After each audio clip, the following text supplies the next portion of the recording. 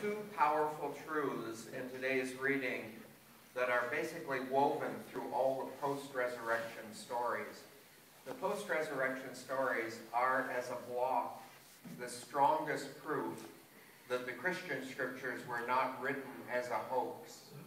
Oftentimes we hear people say that these texts were composed after, Jesus was gone and everything. The texts were composed to somehow make it look as though Jesus had risen from the dead.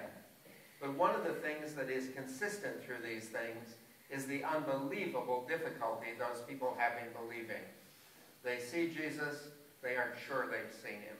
They talk to Jesus, they aren't sure who they've talked to. Jesus appears to someone and tells them, in this case, and they say, no, I won't believe until I see him. In fact, seeing him isn't enough, I have to touch him.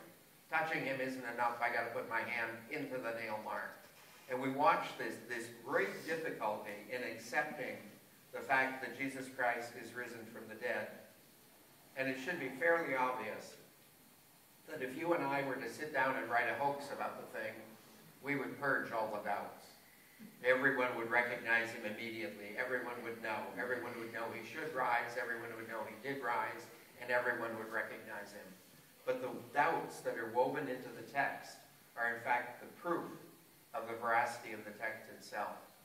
The second thing that I really like about this is that when I was a little boy being raised, I always thought how wonderful it would have been to have lived in the days of Jesus and to have seen him and been around him. And I naively always thought the great thing about that time would be it would be so easy to believe. One of the great comfort in this text for me is the fact it wasn't easier for them than it is for us.